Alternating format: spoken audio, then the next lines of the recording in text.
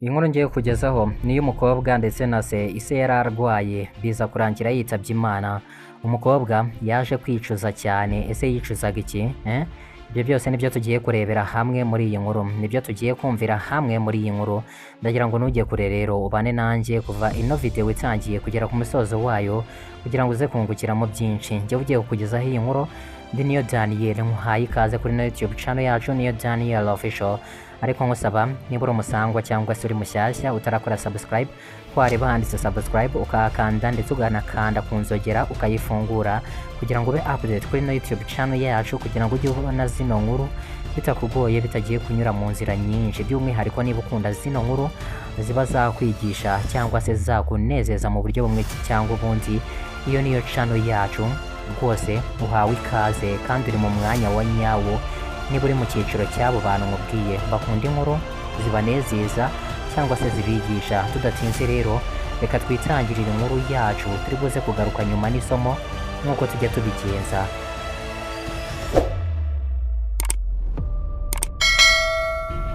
Igihe kimwe hariho umugabo. Uwo mugabo yari arwaye cyane, yari ari mu bitaro ndetse yewe nta minsi yari ashigaje kugira ngo yitabe Imana. Yari ari mu minsi ye ya nyuma rwose. Abonye ko agiye kwitaba Imana, arangije abwira muganga wamuvuraga ati, muganga, nkeneye ko umpamagarira umukobwa wanjye ukamubwira akaza hano mu bitaro, kubera ko hari ikintu nshaka kumubwira. Ati ariko mbere y'uko umuhamagara ngo umubwire aze hano, banzuma ikaramu. Umusaza arangije afata ikaramu umuganga yari amuhaye, arayifata rwose n'intege nke, amwaka n'urupapuro, ubundi atangiraho kwandikaho amagambo amwe n'amwe kuri urwo rupapuro.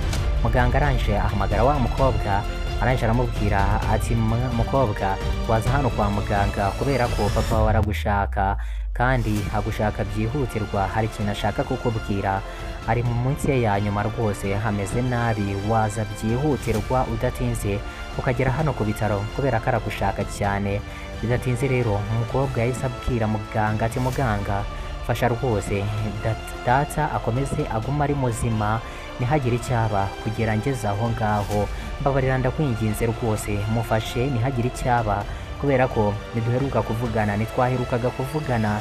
Igihe mperukira kumuvugishaho namubwiye ko mwanga, namubwiye ko namukunda, fasha rwose ntihagire icyaba kugera ngeze aho ngaho ku bitaro. Muganga asubiza wa mukobwa ati, ndakora uko nshoboye, ndabikora nk'inshingano kandi ndabikora neza, ndakora uko nshoboye, ndagerageza uko mbishoboye, ubwo nibikunda birakunda, ni ugusenga Imana.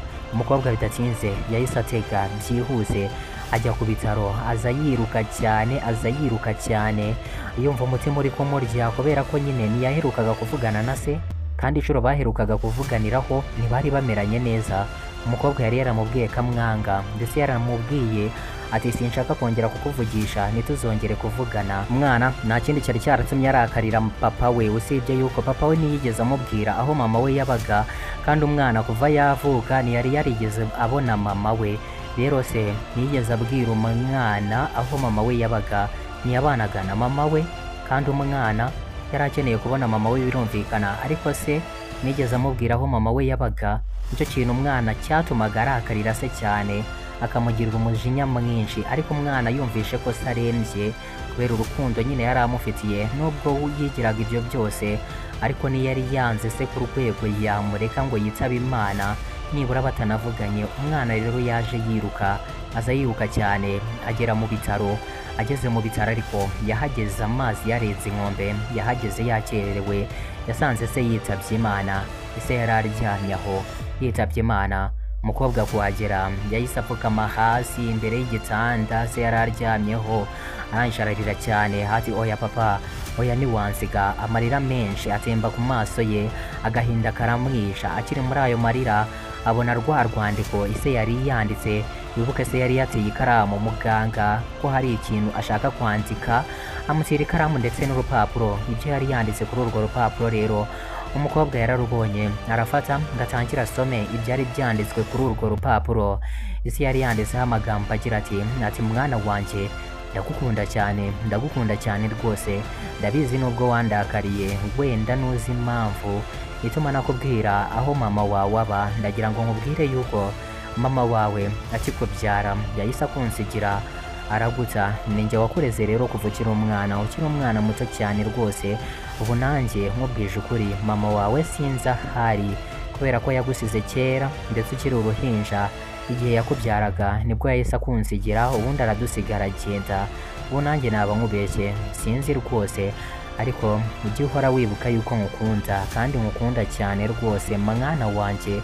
Ntabwo nigeze nkwanga kugira ngo nkuhishe aho mama wawe ari, ahubwo nanjye simazi. Yaragutaye aguta ukiri umwana muto, arakunsigira. Nakureze rero ukiri umwana, ndetse sinashakaga yuko unamenye ibyo mama wawe yagukoreye aguta. Niyo mpamvu nabiguhishe kugira ngo uzabeho neza kandi ubeho wishimye.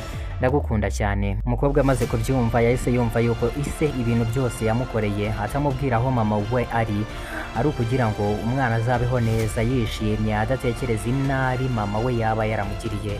Umwana yararize arira cyane, ariko nibura yaramenye kuri inyuma yuko se yangaga kumubwira aho mama we yaba ari. Umwana nta kindi cyabaye, bagiye gushyingura se. Umwana yamenye ukuri. Umwana yababariye se birumvikana, aravuga ati papa rwose uruhukire mu mahoro, sinarinzi ibyabaye kandi nawe umbabarire, nanjye ndagukunda papa. Uko niko inkuru yarangiye ityo. Umwana amenye ukuri kwihishe inyuma kuko isi impamvu yari yaranze kumubwira aho mama we yari aherereye nawe ubwo atahazi, ahubwo yari arimo aramuhisha yuko mama w'umwana yari yarataye n'umwana we akiri muto cyane, akamuta kugira ngo se amurere, ubundi akamusiga akajya kure. Se nifuzaga kubibwira umwana we kubera ko yumvaga ko umwana we azabyumva akabaho nabi, yumva yuko yatawe na nyina. Ibyo byose nibyo se yarindaga umwana we.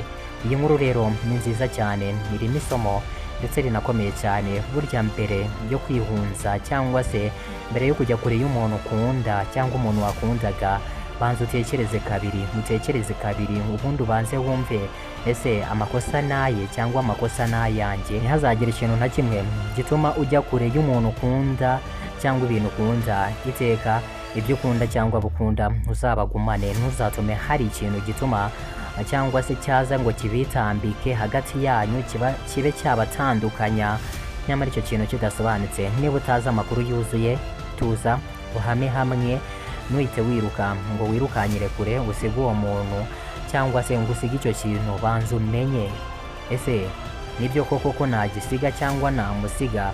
Nusanga atari byo wahame, ariko wabanje gutekereza kabiri. Banza utekereze kabiri rero mbere yo gukora, mbere yo gusiga ibintu ukunda cyangwa abantu ukunda. Burya ibintu ukunda cyangwa abantu ukunda uzabigumane iteka, ntuzigere ubirekura, kubera ko ibyo bintu nibyo bituma nawe wishima. Ibyo ukunda iyo uri kumwe nabyo uba wishimye, abo ukunda iyo uri kumwe nabo uba wishimye. Rero ntuzigere urekura abantu ukunda kubera ikintu utazi neza cyangwa ikintu udafiteho amakuru yuzuye. Njyewe ndi niyo Daniel rero wabagezagaho iyi nkuru. Ndizera neza ko iyi nkuru nibura yaba yakunejeje cyangwa hari icyo wigiyemo, kandi mwibutsa gukora subscribe, share na comments. Murakoze cyane, munyemere tubane muri video zikurikira.